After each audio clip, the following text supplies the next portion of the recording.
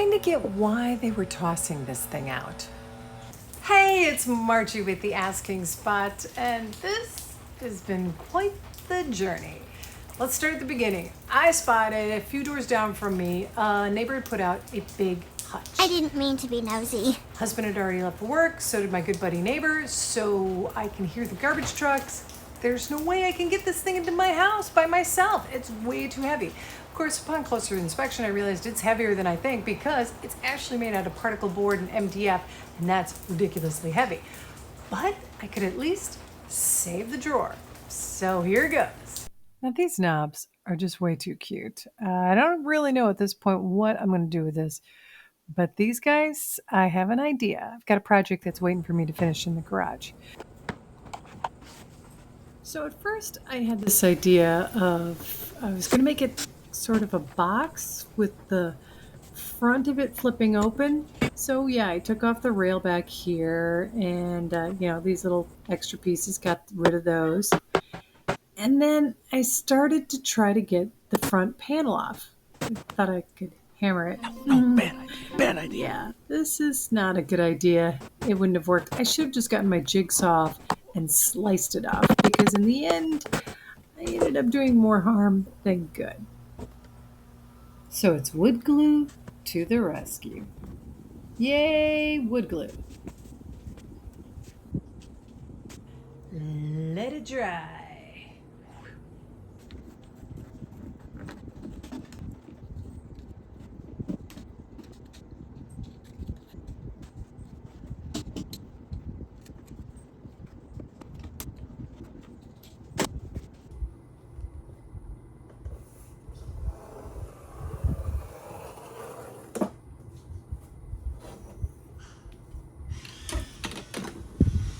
Now, even though I am using just a straight line cut with my jigsaw, I'm gonna have the scroll blade out just because this is a really thin piece of wood and they tend to get all messy.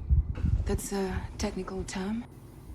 Fraying, that's what I'm trying to avoid.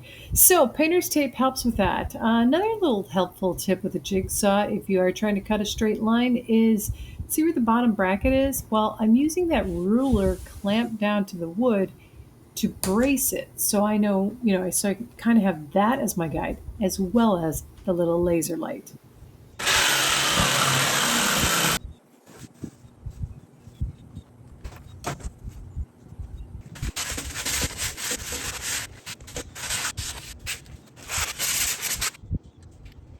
What's that old expression? Measure twice, cut once. Mine was measure a couple times, cut quite a few times. Generally speaking, you're getting boxes, they don't always line up perfectly square. So even though you measured this length and this length, that doesn't mean this length and this length are gonna line up exactly right with it either. So plan on cutting it again and again. And well, I just stopped filming after a while. It got to be embarrassing. Now I've got everything all situated. I even have everything glued back on. It looks like it's all good to go. Let it dry. I ended up holding on to this drawer for a while, not really sure what I was going to do with it until I found out we're going to have a grand cat. Screw your dog. Yeah, we're more dog people in this house, but my oldest, they're graduating college, they're getting themselves a cat.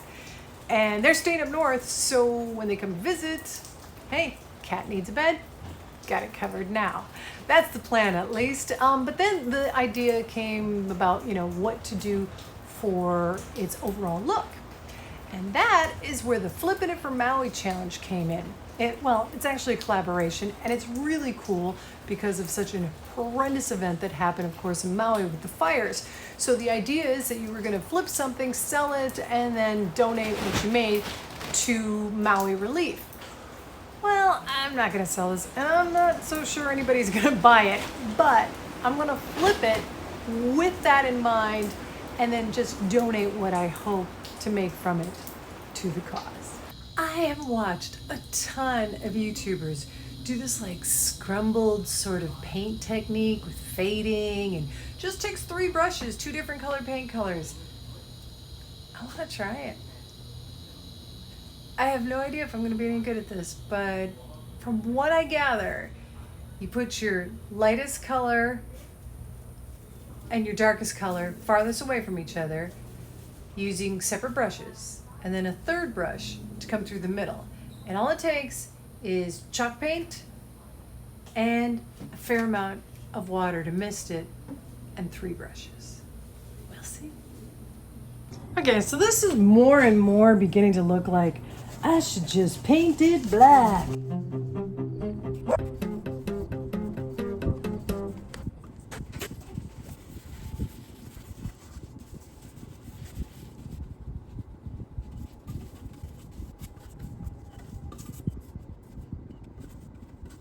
Now, for continuity, I did consider painting the entire inside black, but I just love whatever this is on the inside.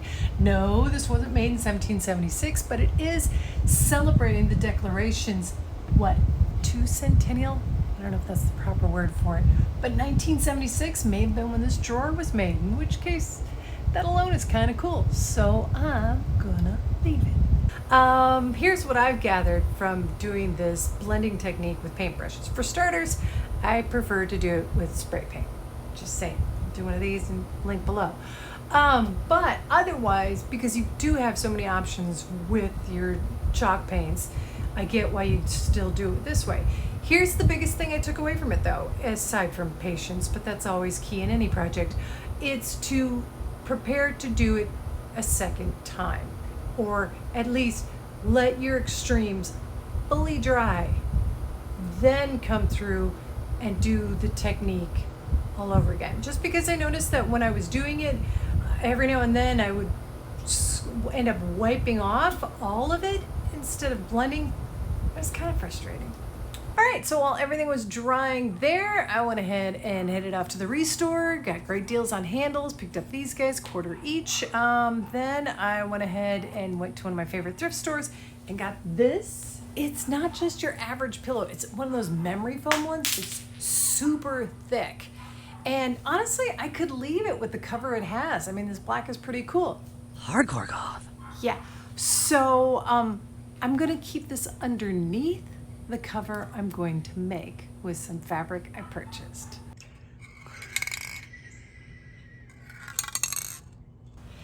At this stage, I was thinking I could go a couple of ways, like maybe decoupage on some tropical flowers. That would be super, super pretty.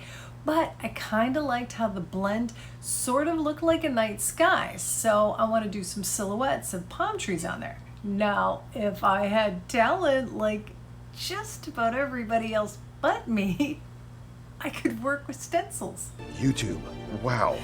Yeah, for some reason, I just really know.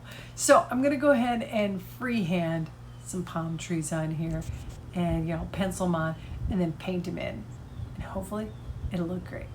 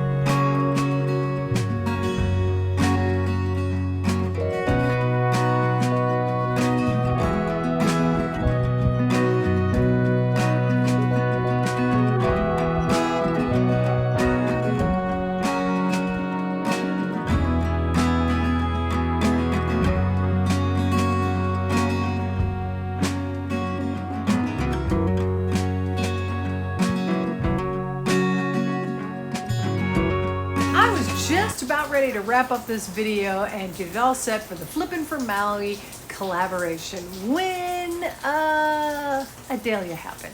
Now, I live in Florida. I actually live in Sarasota, which is not too far from Tampa, and that is where the storm is expected to go. Matter of fact, that is what you're hearing around me. This is the aftermath, and we're still getting feeder bands and the storm surge is still coming up. Thankfully, though, the storm went much further north, so we fared pretty well. They did not. And that's the scary thing. We don't have everything in yet, but I do know that A, they had very little warning. So the prep time, the sandbags, all those other kind of things, that wasn't even put in place. This storm went from, oh, it should be just a category 1 to it was briefly a 4 and came ashore as a category 3. It's sure to have done a lot of damage in the northern Florida area. So, with that being said, this Flippin' It for Maui challenge sort of evolved for me to a Flippin' It for Red Cross relief. It's the only thing I could figure out that would benefit both them and us. So there's a link in the description below.